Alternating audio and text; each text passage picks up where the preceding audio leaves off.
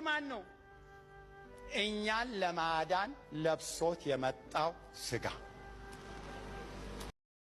ወንጌል ዮሐንስ በቆና ዲደማ ፍላኮሳ ዲደም ይሰድ ውስጡ አምላክ ከስ ሳዋቅ ውጩ ልጅ ነው። አልሳ ኢልም በሥጋ የተገለጠ አብ ነው ኢየሱስ ክርስቶስ። ሰላም ይብዛላችሁ። እንግዲህ ሰምታችኋል። ቄስ ኃይሉ ዘሪሁን ነኝ። ቄስ ሰለሞን ከበደና እኚህ ቢሾፕ የተናገሩት ሰምታችኋል። እኛ ዝም ብለን ከመሬት ተነስተን አይደለም። አምላካችሁ ኮት ለባሽ ነው። አምላካችሁ ቱታ ለባሽ ነው። አምላካችሁ ምንድነው? አብ የተጠቀለለበት ሥጋ ነው። አምላካችሁ ውስጡ አብ ነው፣ ውጩ ልጅ ነው ብለን እኮ ስንናገር ትቃወሙናላችሁ። ይኸው በማስረጃ ላቅርብ፣ እመኑ ባካችሁ። መጽሐፍ ቅዱስ የማይለው አትበሉ። ቄስ ሰለሞን አዳዲሶችን ለመማረክ አዳዲሶች አላመናችሁኝም አሉ። ምን ይመኑ? እንዴት ይመኑ? አብ የለበሰው ሥጋ ብለው በድን ኢየሱስ ብለው ያልሞተ ያልተነሳ ኢየሱስ ብለው ይመኑ? አያምኑ። እኚህ ሁለተኛው ቢሾፕ ደግሞ ምንድን ነው የሚሉ?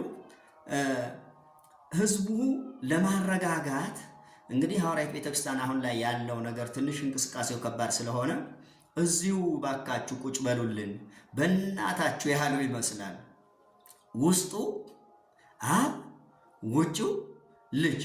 እንዴ ከየትኛው ፍልስፍና ነው የምታገኙት? እንዴ አይመጣም እኮ በጭራሽ። እኔ እንግዲህ አባትም ልጅም መሆን አልችልም። እኔ አባት አለኝ። ለአባቴ እኮ እኔ ልጅ ነኝ እንጂ እኔ አባትም ልጅም መሆን አልችልም። ኢየሱስ እንዲሁ አባትም ልጅም መሆን አይችልም። ልጅ ብቻ ነው። እግዚአብሔር ይመስገን። እስቲ ከዚህ ከእግዚአብሔር ቃል መልስ ልስጣችሁ። ዮሐንስ ወንጌል ምዕራፍ 5 ከቁጥር 26 እንዲህ ይላል። በደንብ ስሙኝ።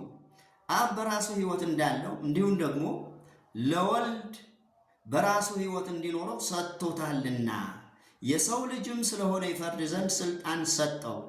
አብ በራሱ ሕይወት አለው፣ ለወልድም በራሱ ሕይወት እንዲኖረው ሰጥቶታል ይላል እንጂ አብ የለበሰው ሥጋ ነው፣ ውስጡ አብ ነው፣ ውጩ ልጅ ነው አይልም። ስብከታችሁ ክሳራ የክሳራ ክሳራ ነው። አስተውሉ። ምናልባት የቃሌን ድምፅ የምትሰሙ መጽሐፍ ቅዱስ ያላችሁ አንብቡት። ያው እኔ ከመጽሐፍ ቅዱስ ነው ያነበብኩት። የሐዋርያት ሥራ ምዕራፍ 7 ቁጥር 55 እስጢፋኖስ መንፈስ ቅዱስ ተሞልቶ ወደ ሰማይ ትኩር ብሎ ሲያይ ምን እንዳየ ይነግረናል። አብ የለበሰው ሥጋ ግን አላየም። መንፈስ ቅዱስንም ተሞልቶ ወደ ሰማይ ትኩር ብሎ ሲመለከት የእግዚአብሔርን ክብር ኢየሱስንም በእግዚአብሔር ቀኝ ቆሞ አየና እነሆ ሰማያት ተከፍተው የሰው ልጅም በእግዚአብሔር ቀኝ ቆሞ አያለሁ አለ። ክብር ለእግዚአብሔር ይሁን። የሰው ልጅ በእግዚአብሔር ቀኝ ክብር ቆሞ አያለሁ አለ እንጂ በድን አያለሁ ሥጋ አያለሁ አላለም። እኔ በእውነት አንዳንዴ ግርም ይለኛል። ከየት እንደምታመጡት ራሱ እንዴት እንደሚመጣላችሁ ድፍረቱ ራሱ እንዴት እንዳገኛችሁ በዚህ ልክ ለመናገር ትንሽ ይገርመኛል።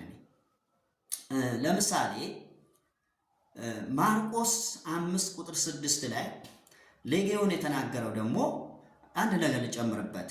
እንደዚህ ይላል፣ ኢየሱስም ከሩቅ ባየ ጊዜ ሮጦ ሰገደለት፣ በታላቅም ድምፅ እየጮኸ የልዑል እግዚአብሔር ልጅ ኢየሱስ ሆይ ከአንተ ጋር ምን አለኝ? እንዳታሰቃየኝ በእግዚአብሔር አምልሃለሁ አለ። ሌጌዮን እንኳ አብ የለበሰው ሥጋ ነው አላለም። ወይም ውስጡ አብ ነው ውጩ ልጅ ነው አላለም። አያችሁ። እናንተ ግን ውስጡ አብ ነው ውጩ ልጅ ነው፣ አብ የተጠቀለለበት ሥጋ ነው፣ አብ የለበሰው ሥጋ ነው ትላላችሁ። ሌጌዮን ታዲያ ከእናንተ በተሻለ አልተናገረም ትላላችሁ። አያችሁ። ሰገደና ምን አለ?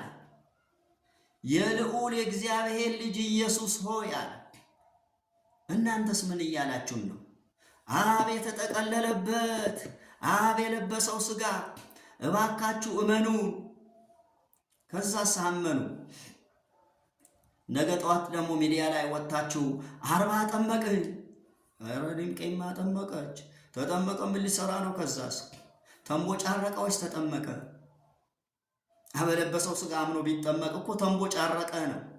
ማስረጃ ይዤ ነው የምሞግታችሁ። ስም ከማጥፋት ውጡና በማስረጃ ሞግቱኝ። ቄስ ኃይሉ ዘሪሁን ነኝ። ተባረኩ።